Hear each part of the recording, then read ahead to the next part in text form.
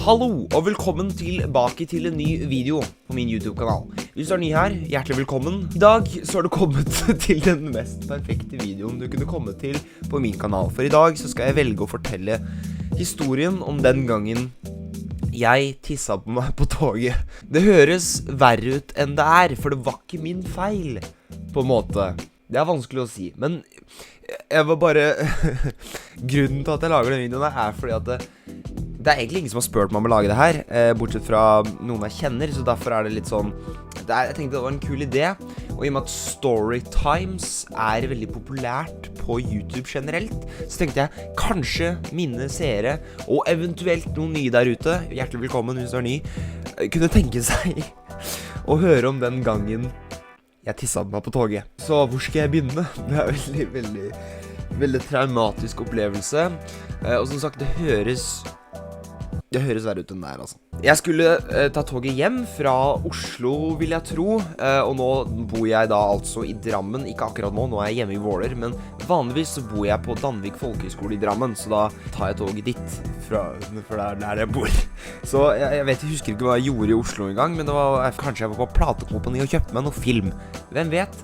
Jeg satt i hvert fall på toget, og jeg tror jeg satt ikke så veldig langt fra doen, så jeg tror det var liksom du sitter i den vogna, og så er doen i samme vogn som deg.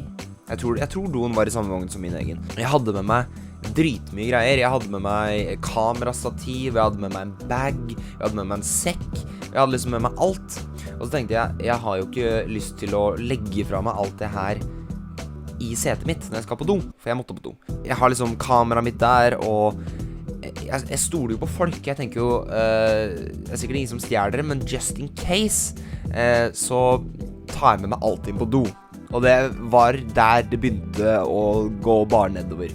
For det var ikke så veldig lurt å ta med deg alt inn på do. Da snakker vi, jeg hadde en bag rundt her, jeg holdt et stativ i hånda, jeg trodde jeg holdt noen poser, og jeg har på en følelse at jeg holdt veldig mye greier.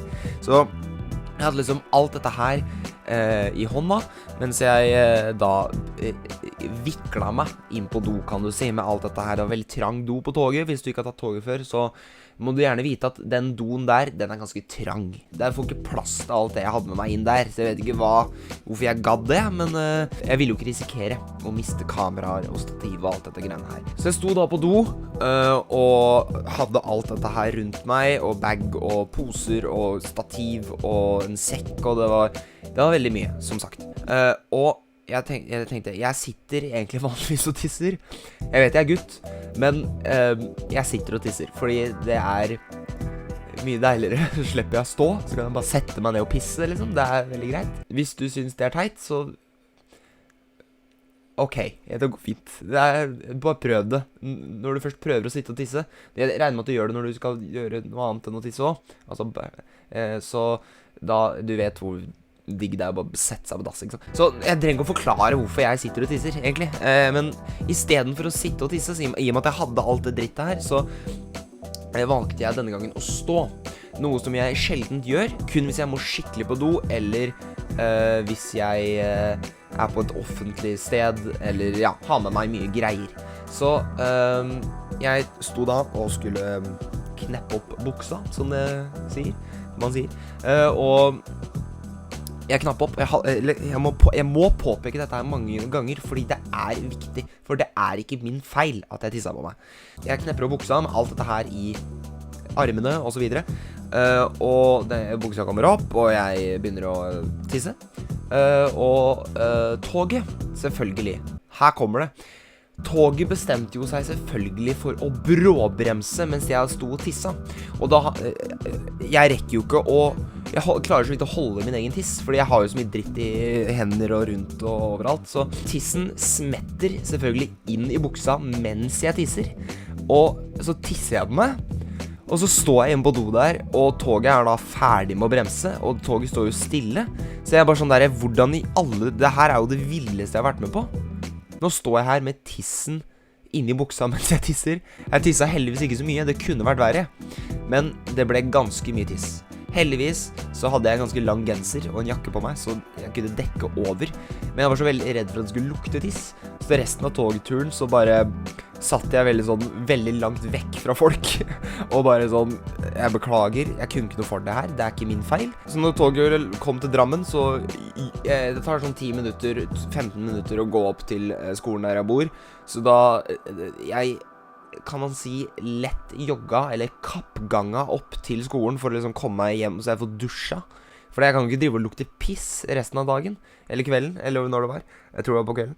Det er da historien om hvordan jeg tissa på meg på toget. Hvis du har lyst til å høre mer storytimes, for dette skjer med meg overraskende mye. Sånne teite ting som jeg liker å skylde på, jeg liker å si at det er ikke min feil.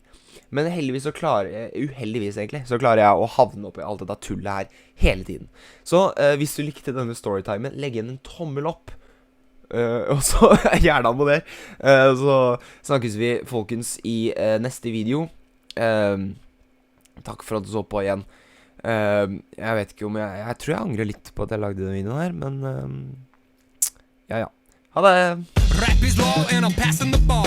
All verses considered like I'm NPR. And we are killing them, everyone I roll with. Gunning for the top spot, the opposite of hopeless. My flow is the dopest of anyone in showbiz. No more riddling, I'm still so focused. So how'd I blow up so quick? Because I got the type of rhymes that keep it cracking like a glow stick.